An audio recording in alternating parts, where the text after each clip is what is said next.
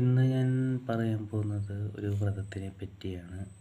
അതായത് ശിവരാത്രി വ്രതമാണ്. അതിനെപ്പറ്റി അധികം ആർക്കും അറിയാത്തൊരു കാര്യമാണ്. അപ്പോൾ ഇത് കേൾക്കുമ്പോൾ നിങ്ങൾ ചിന്തിക്കും, ഇതിൻ്റെ കാര്യം ഞങ്ങൾക്കറിയാത്ത എന്ത് കാര്യമാണ് ഇത്, അല്ലെങ്കിൽ ഇതിൻ്റെ സാമാന്യ ഫലമൊക്കെ അറിയാവുന്നത്. നിങ്ങളങ്ങനെയല്ല, നിങ്ങൾക്കൊന്നും അറിയില്ല എന്നല്ല ഞാൻ ഉദ്ദേശിച്ചത്. ഇച്ചിരി ചെറിയ കാര്യം അധികം ആർക്കും പേർക്കും അറിയില്ല എന്നാണ് ഞാൻ ഉദ്ദേശിക്കുന്നത്. അപ്പോൾ ഇത് കേൾക്കുന്നതിന് മുന്നേ നിങ്ങൾ ജസ്റ്റ് ഒന്ന് സബ്സ്ക്രൈബ് ബട്ടൺ ഒന്ന് പ്രസ് ചെയ്താൽ എനിക്കതൊരു സപ്പോർട്ടായിരിക്കും. അപ്പോൾ നിങ്ങൾ ചാനൽ ഇതുവരെ സബ്സ്ക്രൈബ് ചെയ്തില്ലെങ്കിൽ ദയവായി ഒന്ന് സബ്സ്ക്രൈബ് ചെയ്യുക.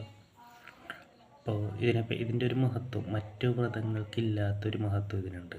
അതെന്താണെന്ന് വെച്ച് കഴിഞ്ഞാൽ, മറ്റേതൊരു വ്രതവും നമ്മൾ അനുഷ്ഠിച്ചാലേ അതിൻ്റെ ഫലം കിട്ടുള്ളൂ. പക്ഷേ ഈ ഒരു വ്രതത്തിൻ്റെ ഒരു പ്രത്യേകത, ഇതിനെപ്പറ്റി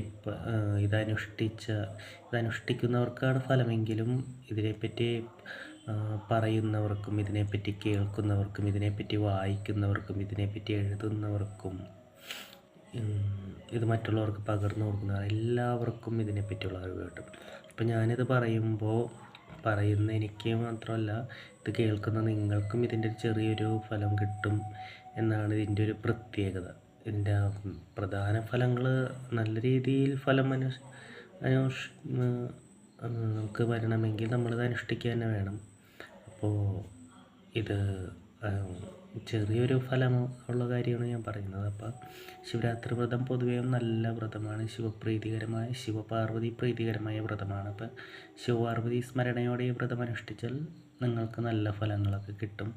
ഇതിൻ്റെ അനുഷ്ഠിക്കേണ്ട രീതികളൊക്കെ എല്ലാവർക്കും അറിയാവുന്നതാണ്.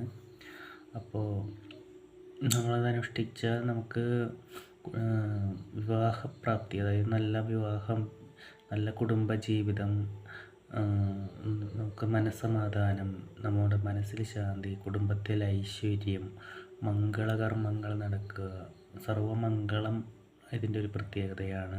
അപ്പോൾ ശിവപാർവതി പ്രീതി എപ്പോഴും ഉണ്ടാകും.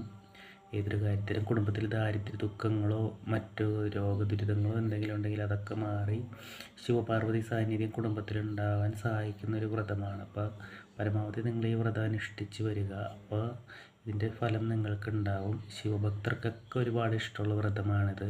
അപ്പോൾ ഞാൻ നേരത്തെ പറഞ്ഞ ഫലം, നിങ്ങളിത് മറ്റുള്ളവർക്ക് പറഞ്ഞു കൊടുക്കുന്നതും അവരിൽ നിന്ന് കേൾക്കുന്നതും നിങ്ങളിത് വായിക്കുന്നതും നിങ്ങൾ ഇത് ഏവർക്കൊക്കെ പകർന്നു കൊടുക്കുന്നു, അത്രയും ഫലം നിങ്ങൾക്കിത് കിട്ടും. അതോടൊപ്പം നിങ്ങളിത് കൂടിയാണെങ്കിൽ നിങ്ങൾക്ക് ഇതിൻ്റെ ഫലം നല്ല രീതിയിൽ അനുഭവിക്കാൻ പറ്റും. അപ്പോൾ ഞാൻ നേരത്തെ പറഞ്ഞ പോലെ നിങ്ങളൊന്ന് സബ്സ്ക്രൈബ് ചെയ്യുക.